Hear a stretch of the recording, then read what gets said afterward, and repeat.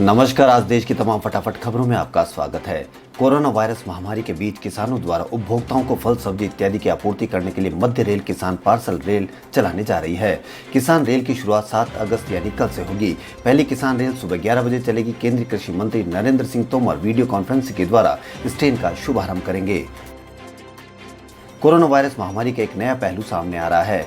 दरअसल कोरोना से जो मरीज रिकवर हो जा रहे हैं, उन पर बीमारी से ठीक होने के बाद भी कोविड का असर देखा जा रहा है। मुंबई में कोरोना से ठीक होने वाले 22 मरीज फिर से अस्पताल पहुंचे और उन्होंने अस्वस्थ होने की शिकायत की। अस्पताल अब इन मरीजों को ऑक्सीजन सपोर्ट दे रहा है। चिंता की बात यह है कि जब ये मरीज कोरोना से रिकवर होकर घर गए थे, तब उनके फेफड़ों में कोई शिकायत नहीं थी। राजस्थान हाईकोर्ट की डिवीजन बेंच ने आज बहुजन समाज पार्टी विधायकों का केस सिंगल बेंच के पास वापस भेज दिया। सिंगल बेंच में बीएसपी की याचिका पर सुनवाई की जा रही थी, जिसमें मांग की गई थी कि बीएसपी विधायकों के विलय पर स्थगनादेश दिया जाए।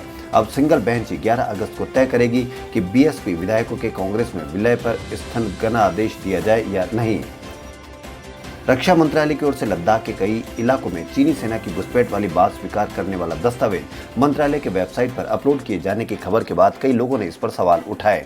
हालांकि इस दस्तावेज को अब वेबसाइट से हटा लिया गया है। कुमार विश्वास ने इस पर सवाल उठाया। विश्वास ने गुरुवार को एक ट्वीट कर सरकार से इस मसले पर पुष्टि करने को कहा है। उन्होंने यह भी कहा कि इतिहास सरनाये की निर्मम समीक्षा करता है। केंद्र सरकार ने राज्यों को कोरोना वायरस से निपटने के लिए बड़े फाइनेंशियल पैकेज जारी किए हैं। कोरोना का लेकर जारी किए गए इस आर्थिक पैकेज की दूसरी किस्त में राज्यों को 890 करोड़ की मदद दी गई है। ऐसा बताया जा रहा है कि कोरोना के बढ़ते मामले को देखते हुए केंद्र सरकार ने देश के इंफ्रास्ट्रक्चर मजबूत करने के लिए 22 राज्यों केंद्र शासित प्रदेशों को मदद जारी की है। कर्नाटक में कई जिलों में भारी बारिश ने बाढ़ का खतरा पैदा कर दिया है। राज्य में विशेषकर तटीय क्षेत्रों में नदियों का जल स्तर बढ़ गया है। राज्य सरकार ने उत्तर कन्नड़ जिले में एक बड़े बांध के गेट खोलकर पानी छोड़ दिया है, ताकि काली नदी और कदरा नदियों के किनारों पर बाढ़ से बचा जा सके। इसके अलावा राज्य के अन्य बांधों से भी पानी छोड़ा गया है। भारतीय रिजर्व बैंक ने 6 सदस्यीय मौद्रिक नीति समिति की 3 दिवसीय बैठक के बाद गुरुवार को मुख्य दर यानी रेपो रेट में कोई बदलाव नहीं किए जाने की घोषणा की है।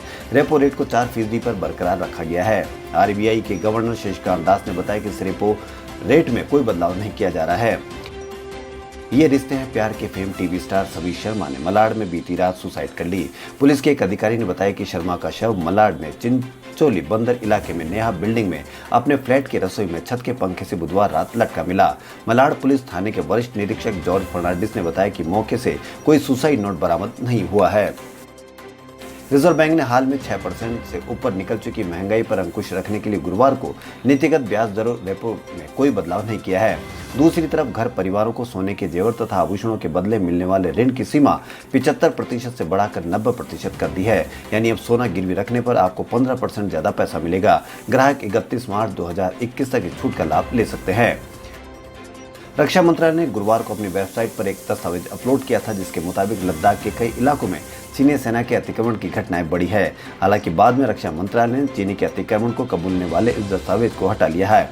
मंत्रालय की ओर से दस्तावेज हटाने को लेकर कांग्रेस के पूर्व अध्यक्ष राहुल गांधी ने प्रधानमंत्री नरेंद्र मोदी पर एक बार फिर निशाना साधा है। महाराष्ट्र की राजधानी मुंबई में बारिश के कारण बुरा हाल है। बुधवार को लगातार बारिश होने के कारण शहर के कई हिस्सों में पानी भर गया। सब यातायात ठप हो गया। जहां लोग थे वहीं फंस गए। गुरुवार दोपहर को समुद्र में ऊंची लहरें उठी, जो मरीन ड्राइव के किनारों से टकराई। प्रशासन की ओर से लोगों से अपील की जा रही कि वो अपने घरों में ही रहे।